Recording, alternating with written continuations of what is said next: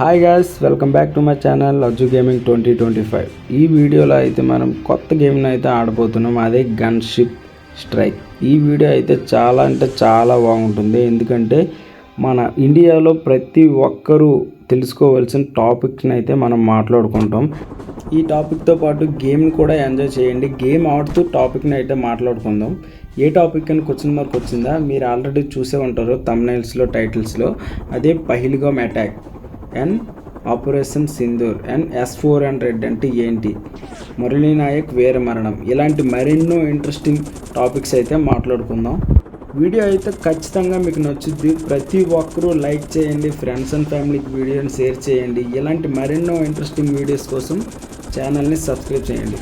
First topic అయితే Pahalgam attack. ఈ attack Jammu కాశ్మీర్లో అనంతనాగ్ డిస్టిక్లో పహల్గామ్ ఏరియాలో April 22 ఆఫ్టర్నూన్ అయితే జరిగింది. కొంతమంది టెర్రరిస్టులు అయితే వచ్చి 27 మెంబర్స్ని అయితే చంపేశారు. అందులో కొంతమంది ఇంజూర్ అయితే అయ్యారు.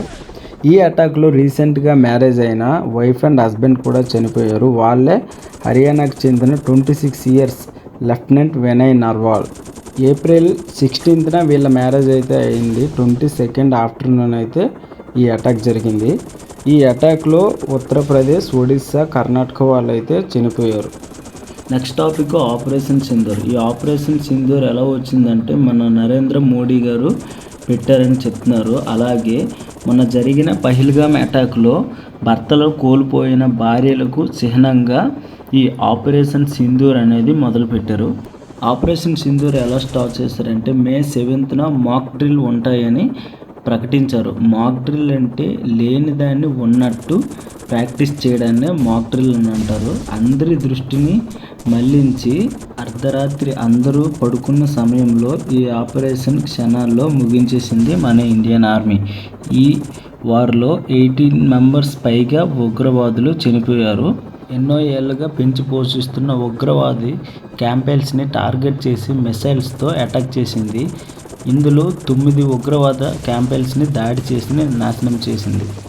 ఈ ఆపరేషన్ సింధూర్ తర్వాత పాకిస్తాన్ సోషల్ మీడియా తప్పుడు ప్రచారం చేసింది. ఇండియన్ 2 మిలిటరీ బేస్లను ధ్వంసం చేశామని పాకిస్తాన్ సోషల్ మీడియా ప్రచారం చేసింది. అయితే ఇండియన్ ఆర్మీ కూడా ఫేక్ న్యూస్లను ప్రూఫ్తో సహా చూపించింది. ఇండియాలో ప్రజలందరూ అలర్ట్గా ఉండాలని ప్రచారం ఇచ్చింది.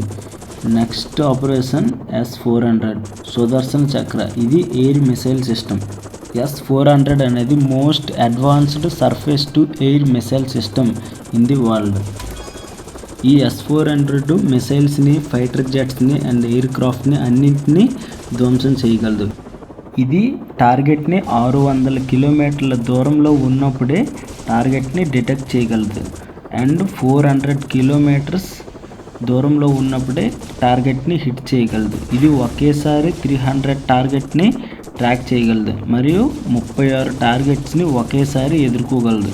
ఇది గంటకి 1700 కిలోమీటర్ల వెళ్తున్న టార్గెట్ని 10 నుండి 30 కిలోమీటర్ల ఎత్తులో హిట్ చేయగలదు. S-400 ట్రావెలింగ్లో ఉన్నప్పుడు 5 నిమిషాల్లో డిప్లాయ్ చేయవచ్చు. డిప్లాయ్ అంటే get setup position and ready to use. అంటే ట్రావెలింగ్లో ఉన్నప్పుడు 5 నిమిషాల్లో రెడీ అవ్వగలదు ఏం చేయడానికి. S-400s ప్రెజెంట్ అయితే ఇండియాలో 3 ఉన్నాయి. ఒక్కొక్క దాని కాస్ట్ 8,400 crores ఉంటాయి. రష్యా నుంచి 5 అయితే ఆర్డర్ చేశారు. ప్రెజెంట్ అయితే 3 ఉన్నాయి. నెక్స్ట్ 2026 కల్లా ఇంకా రిమైనింగ్ 2 అయితే ఇండియాకి ఇంపోర్ట్ అవుతాయి రష్యా నుంచి. ఈ ఆపరేషన్ సింధూర్లో మెయిన్గా పాకిస్తాన్ ఎయిర్ బేస్లను అయితే మనం ధ్వంసం చేసాము. ఫస్ట్ వన్ అయితే నుర్ఖాన్ ఎయిర్ బేస్. ఇది ఆర్మీ మెయిన్ హెడ్ క్వార్టర్స్ దగ్గరలో ఉంటుంది. సెకండ్ది అయితే మురిద్ ఎయిర్ బేస్. ఇది ఇండియాకి 160 నుండి 230 కిలోమీటర్ల దూరంలో ఉంటుంది. నెక్స్ట్ థర్డ్ వన్ అయితే రఫీక్యూ ఎయిర్ బేస్. ఇది ఇండియన్ ఇంటర్నేషనల్ బార్డర్కి దగ్గరగా ఉంటుంది. ఈ అటాక్లో పాకిస్తాన్ ఎయిర్ క్రాఫ్ట్ C-130తో పాటు చైనా నుండి కొనుగోలు చేసిన డిఫెన్స్ సిస్టమ్స్, మరికొన్ని drones and war equipments Indian army అయితే డిస్ట్రాయ్ చేసింది.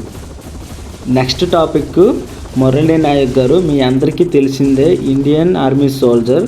ఆపరేషన్ సింధూర్లో ఇతనైతే చనిపోయారు. ఇతను ఎక్కడ జన్మించారు, ఎక్కడ స్టడీ అయింది, ఇతని పేరెంట్స్ ఎవరు అనేది ఫుల్ డీటెయిల్స్ అయితే తెలుసుకుందాం.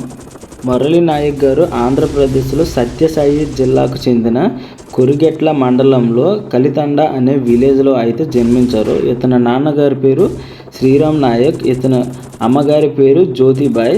ఇతను 2022లో ఇండియన్ ఆర్మీలో అయితే చేరారు.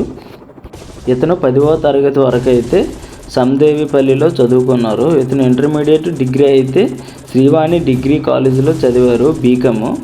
2019లో పూర్తి చేశారు. 22 ఇయర్స్ ఉండేటప్పుడు మే 7న ఆపరేషన్ సింధూర్ స్టార్ట్ అయింది. 8th నైట్న అయితే చనిపోయారు. ఇతనితో పాటు బీఎస్ఎఫ్ ఎస్ఐ ఎండి ఇమ్తియాజ్ గారు మరియు గున్నర్ దినేష్ శర్మ గారు అండ్ సిపాయి సచిన్ యాదవ్ గారు అండ్ సిపాయి అమిత్ చౌదరి గారు అండ్ సిపాయి సూరజ్ యాదవ్ గారు అయితే వీరమరణం పొందారు.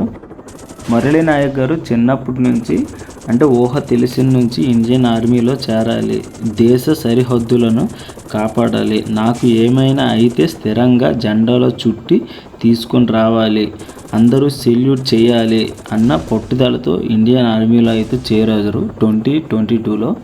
ఈ జనరేషన్లో అంటే నాకు ఫోన్ కావాలి, బైక్ కావాలి, కార్ కావాలి అన్న జనరేషన్లో 18 20 ఏజ్ ఉన్న ఒక అబ్బాయి ఇండియన్ ఆర్మీలో చేరి నా దేశాన్ని కాపాడాలి అన్న వే ఆఫ్ థాట్కి really hands off Murali Nayak గారు.